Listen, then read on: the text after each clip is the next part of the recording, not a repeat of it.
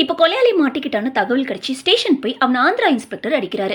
அவன் அடிக்காதீங்க, இந்த கொலையை மட்டும்தான் அவன் பண்ணியிருக்கான், மற்ற 76 கொலையும் இவன் பண்ணலன்னு அதிகமான்னு சொல்ல, அது எப்படின்னு திருப்பதி இன்ஸ்பெக்டர் கேட்க, மற்ற கொலையில் கொலை செஞ்சவன் பேக் டோர் வழியாக வந்திருக்கான், ஆனால் இதில் ஃப்ரண்ட் டோர் வழியாக வந்திருக்கான். அதே மாதிரி தாலி அருணா கயிறுன்னு எதுவுமே திருடு போகல, கொஸ்டின் மார்க்கும் இல்லை.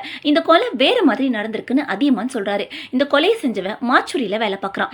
இவன் ஏமாத்தி லேண்ட் எழுதி வாங்கியிருப்பாங்க. அந்த டைமில் நிறைய கொலை நடந்து நிறைய டெட் பாடி வருவோம். அதே மாதிரி கொலை பண்ணா மாட்டிக்க மாட்டோம்னு சொல்லி அவங்கள கொண்டு இருப்பான். இந்த பக்கம் இன்ஸ்பெக்டர் லட்சுமியும் அவங்க அப்பாவோட ஃப்ரெண்டுக்கு கால் பண்ணி ஆந்திரா பாபு நகர்ல ஊர் தலைவர் எப்படி இறந்தாருன்னு விசாரிச்சு சொல்றாங்க. இந்த பக்கம் அதிகமாக ஜீப்ல தமிழ்நாடு கிளம்பிட்டாரு. போற வழியில டிரைவர் உச்ச போக ஜீப் ஆஃப் பண்ண திரும்ப ஆன் பண்ணா ஜீப் ஸ்டார்ட் ஆகல. தூங்கிட்டு இருந்த அதிகமான எழுப்பி ஜீப்பை தள்ள சொல்றாரு. ஆனாலும் ஸ்டார்ட் ஆகலன்னு பக்கத்துல இருக்க வீட்டுக்கு போறாங்க. இவங்க இருக்கிறது ஆந்திரா பார்டர். அந்த வீட்டுல அந்த பாட்டி கிட்ட பேசிட்டு இருக்கப்போ போலீஸ்னு சொன்னதும் அங்க இருந்து பொண்ணு பயத்துல உச்சா போய் அவளுக்கு வலிப்பு வந்துருச்சு. அதிகமான் தான் வீட்டுக்குள்ள போய் என்னாச்சுன்னு பார்த்து சாவி கொடுத்து வலிப்பை ஸ்டாப் பண்றாரு. பக்கத்துல மெக்கானிக் ஷாப் இல்லைன்னு பாட்டி சொன்னதால அவங்க கிட்ட பெர்மிஷன் கேட்டு வெளியில இந்த கட்டில படுத்துக்கிறாரு. விடிஞ்சதும் பாட்டி கிட்ட சொல்லிட்டு கிளம்புறப்போ சூரியநாராயணனும் தம்பியும் வந்து அதிகமான கூப்பிட்டு யாருன்னு கேட்குறாங்க. பாட்டியும் நைட் நடந்த விஷயத்த சொல்லி கோழி அடிச்சுட்டு வர சொல்லி சாப்பாடு போடுறாங்க. இவங்க சாப்பிட்றப்போ கான்ஸ்டபிள் கிட்ட இவங்க வந்த வேலையை பத்தியும் கொலைக்காரங்களை பத்தி எவ்வளவு டீடைல்ஸ் கண்டுபிடிச்சு வச்சிருக்காங்கன்னு விசாரிக்கிறாங்க. அந்த டைம் தங்கச்சியோட தாலியோட வெளியில வரா.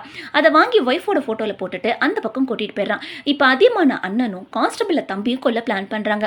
ஹேண்ட் வாஷ் பண்ண போன அதிகமான பின்னாடி இருந்து கொல்ல போறப்போ, உன் தங்கச்சியை பார்த்தா பாவமா இருக்குடா, எனக்கு கல்யாணம் ஆகியிருந்து பொண்ணு இருந்தா இவ வயசு இருக்கும், வயசு பிள்ளைய ட்ரீட்மெண்ட் கூட பார்க்காம இப்படியா வீட்டில் வச்சிருப்பீங்க, அவளை பார்த்தா ஏதோ அதிர்ச்சியில் இப்படி ஆன மாதிரி தான் இருக்கு, எனக்கு தெரிஞ்ச டாக்டரை சொல்றேன், அவரை போய் பாருங்க, சரி பண்ணிடலாம்னு சொன்னதும் கொலை பண்ணாம விட்டுறாங்க.